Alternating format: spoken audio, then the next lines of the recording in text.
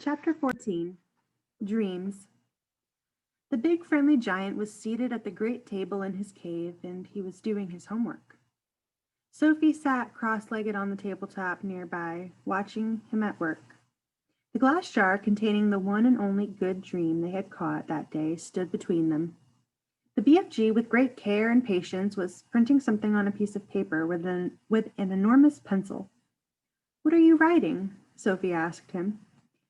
"Every dream is having its special label on the bottle," the BFG said. "How else could I be finding the one I am wanting in a hurry?" "But can you really and truly tell what sort of a dream it's going to be simply by listening to it?" Sophie asked. "I can," the BFG said, not looking up.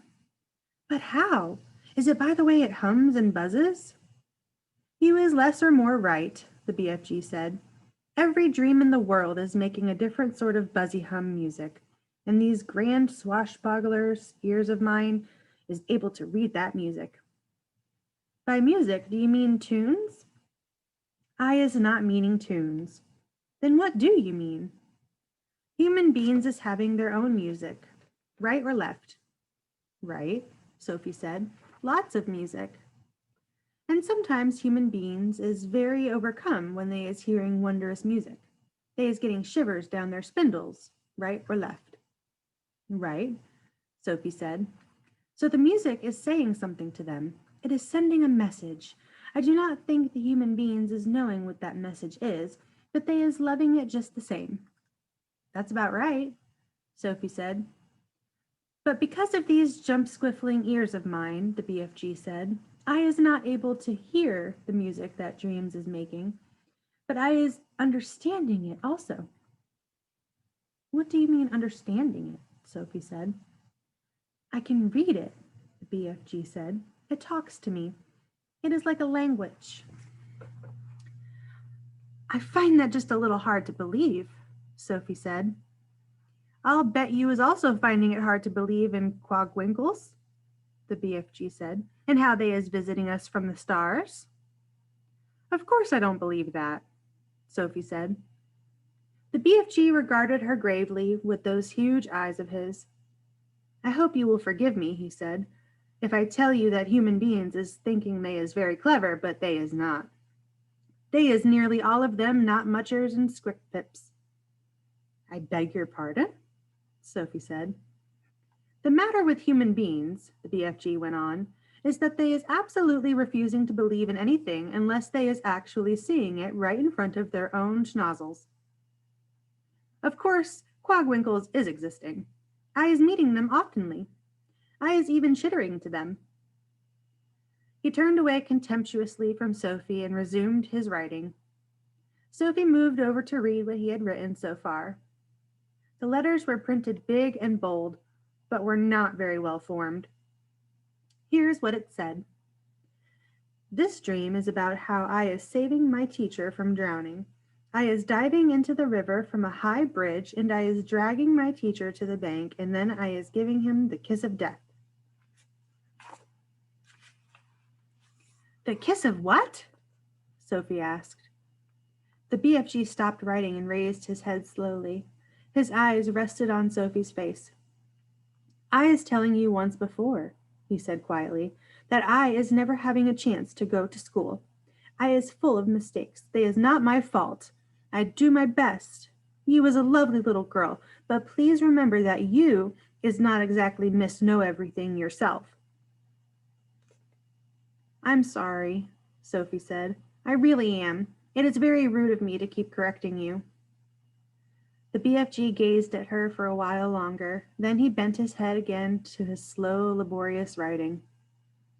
"Tell me, honestly," Sophie said, "if you blew this dream into my bedroom when I was asleep, would I really and truly start dreaming about how I saved my teacher from drowning by diving off the bridge?" "More," the BFG said. "A lot more. But I cannot be scribbling the whole grope flunking dream on a titchy bit of paper. Of course there is more." The BFG laid down his pencil and placed one massive ear close to the jar. For about 30 seconds he listened intently. "Yes," he said, nodding his great head solemnly up and down. This dream is continuing very nice. It has a very dory-hunky ending. How does it end? Sophie said. Please tell me.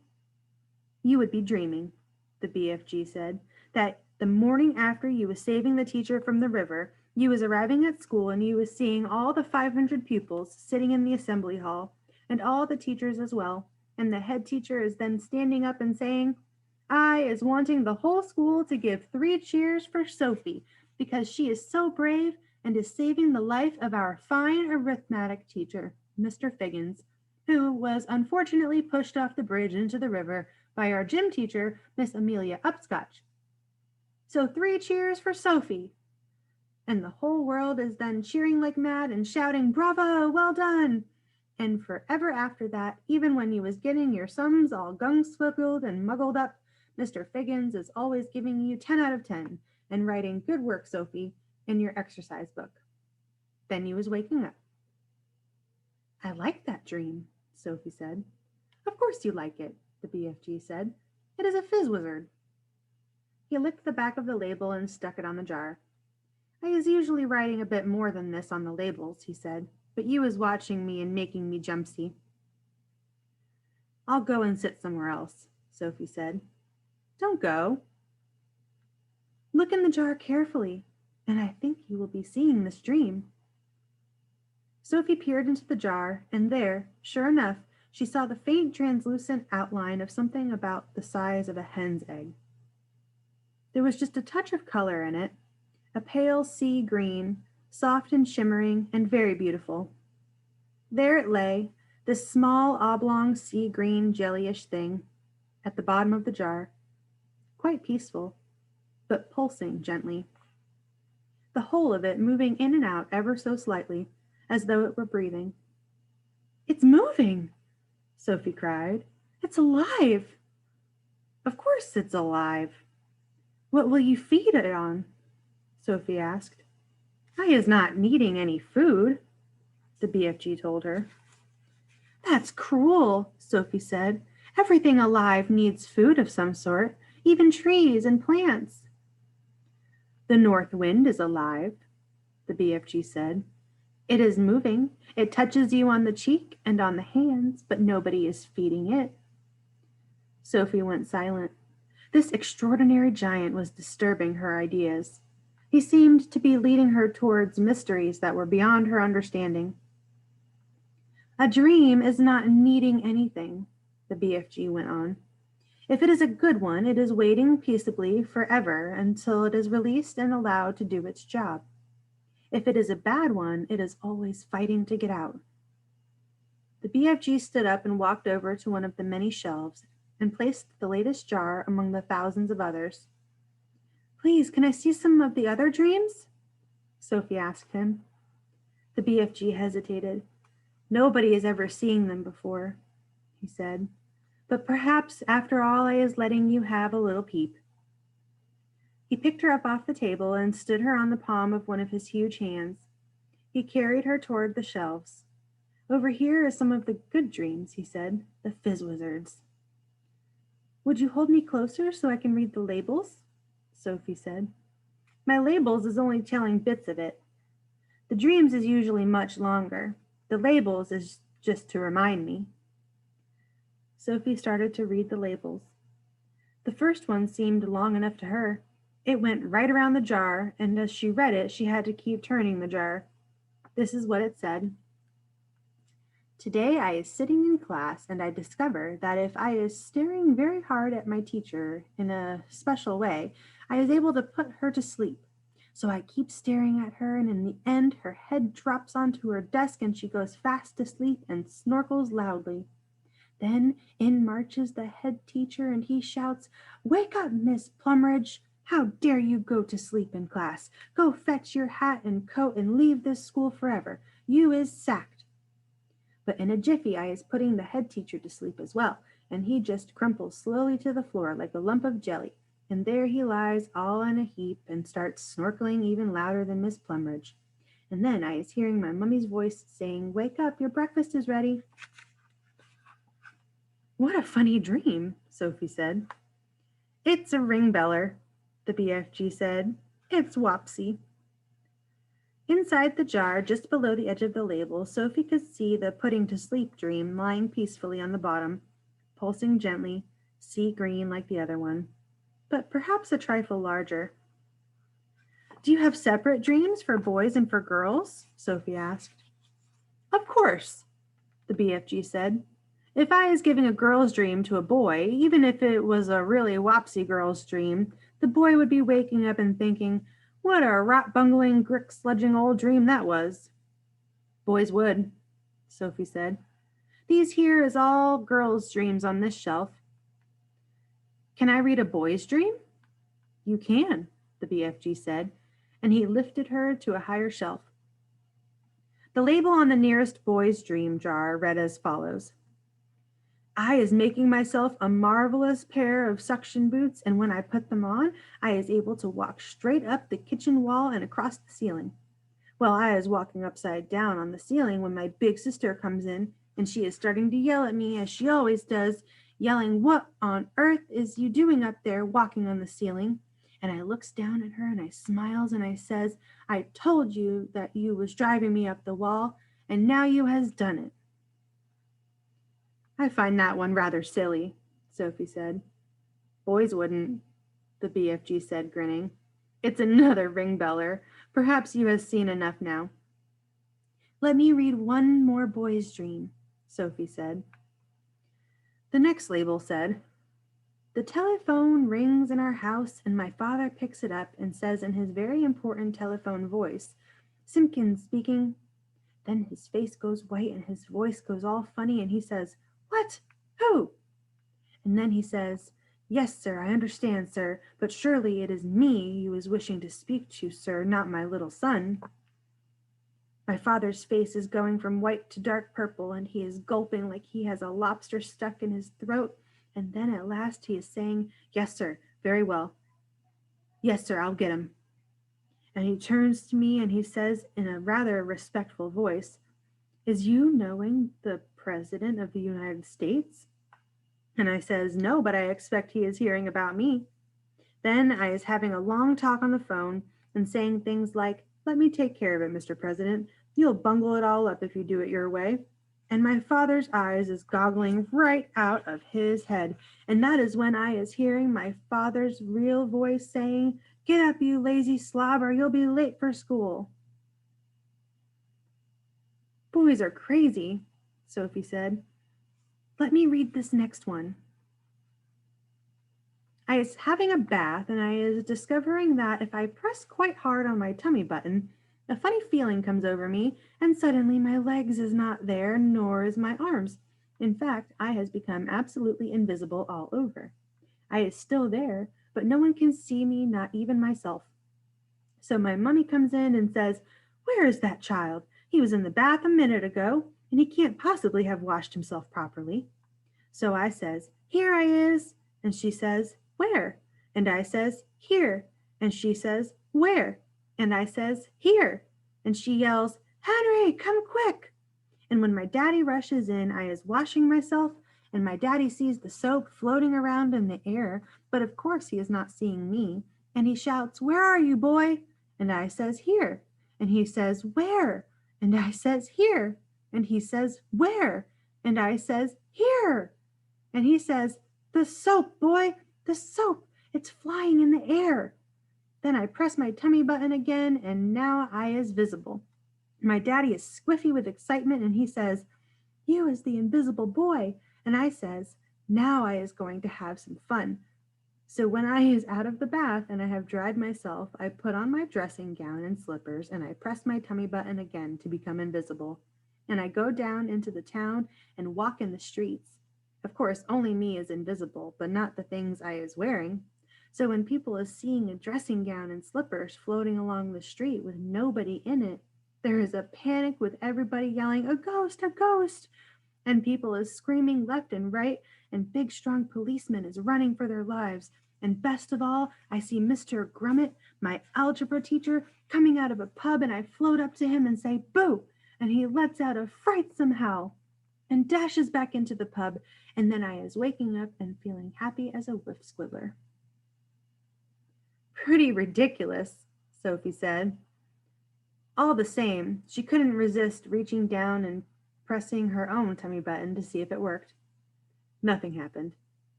Dreams is very mystical things, the BFG said. Human beings is not understanding them at all. Not even their brainiest professors is understanding them. Has you seen enough? Just this last one, Sophie said. This one here. She started reading. I has written a book, and it is so exciting nobody can put it down. As soon as you had read the first line, you was so hooked on it you cannot stop until the last page. In all the cities, people is walking in the streets, bumping into each other because their faces is buried in my book, and dentists is reading it and trying to fill teeth at the same time, but nobody minds because they is all reading it too in the dentist's chair. Drivers is reading it while driving, and cars is crashing all over the country. Brain surgeons is reading it while they is operating on brains, and airline pilots is reading it and going to Timbuktu instead of London. Football players is reading it on the field because they can't put it down, and so is Olympic runners while they is running. Everybody has to see what is going to happen next in my book, and when I wake up, I is still tingling with excitement at being the greatest writer the world has ever known, until my mummy comes in and says I was looking at your English exercise book last night, and really your spelling is atrocious. So is your punctuation. That's enough for now, the BFG said. There is dillions more, but my arm is getting tired holding you up. What are all those over there? Sophie said. Why have they got such tiny labels? That, the BFG said, is because one day I is catching so many dreams I is not having the time or energy to write out long labels. But there is enough to remind me. Can I look? Sophie said.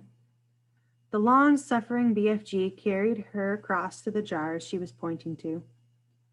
Sophie read them rapidly, one after another. I is climbing Mount Everest with just my pussycat for company. I is inventing a car that runs on toothpaste. I is able to make the electric lights go on and off just by wishing it. I is only an 8-year-old little boy, but I is growing a splendid bushy beard, and all the other boys is jealous. I is able to jump out of any high window and float down safely. I has a pet bee that makes rock and roll music when it flies. What amazes me, Sophie said, is how you ever learned to write in the first place. Ah, said the BFG, I has been wondering how long it is before you is asking me that. Considering you never went to school, I think it's quite marvelous, Sophie said. How did you learn? The BFG crossed the cave and opened a tiny secret door in the wall. He took out a book, very old and tattered. By human standards, it was an ordinary-sized book, but it looked like a postage stamp in his huge hand. One night, he said, I was blowing a dream through a window, and I sees this book lying on the little boy's bedroom table. I wanted it so very badly, you understand, but I was refusing to steal it. I would never do that. So how did you get it? Sophie asked. I borrowed it, the BFG said, smiling a little. Just for a short time, I borrowed it. How long have you had it? Sophie asked. Perhaps only about 80 years, the BFG said. Soon I shall be putting it back. And that's how you taught yourself to write? Sophie asked him. I is reading it hundreds of times. And I is still reading it and teaching new words to myself and how to write them. It is the most scrumdiddlyumptious story. Sophie took the book out of his hand. Nicholas Nickleby, she read aloud. By Dull's Chickens, the BFG said. By who? Just then there came a tremendous noise of galloping feet from outside the cave. What's that? Sophie cried. That is all the giants, zip-fizzing off to another country to guzzle human beings, the BFG said. He quickly popped Sophie into his waistcoat pocket, then hurried to the cave entrance and rolled back the stone. Sophie, peeping out of her spy hole, saw all 9 of the fearsome giants coming past at full gallop. Where is you off to tonight? Shouted the BFG. We is all of us flesh bunking off to England tonight, answered the flesh lump eater as they went galloping past. England is a luctuous land, and we is fancying a few nice little English chidlers. I, shouted the maid masher, is knowing where there is a giggle house for girls, and I is guzzling myself full as a froth blower. And I knows where there is a boggle box for boys, shouted the gizzard gulper. All I has to do is reach in and grab myself a handful. English boys is tasting extra lick swishy. In a few seconds, the 9 galloping giants were out of sight. What did he mean? Sophie said, poking her head out of the pocket. What is a giggle house for girls? He is meaning a girls' school, the BFG said. He will be eating them by the bundle. Oh no, cried Sophie. And boys from a boys' school, said the BFG. It mustn't happen, Sophie cried out. We've got to stop them. We can't just sit here and do nothing. There's not a thing we can do, the BFG said. We as helpless as horse feathers. He sat down on a large, craggy blue rock near the entrance to his cave. He took Sophie from his pocket and put her beside him on the rock. It is now quite safe for you to be outside until they is coming back, he said. The sun had dipped below the horizon, and it was getting dark. Oh, that was a long chapter, boys and girls. If you had to take a break in the middle of it, I totally understand. That was 10 pages. That was quite long. I think that's the longest chapter we've had so far. All right, I will see you next time for chapter, 15. The Great Plan is coming up next. I wonder what they're going to plan. We should make some predictions.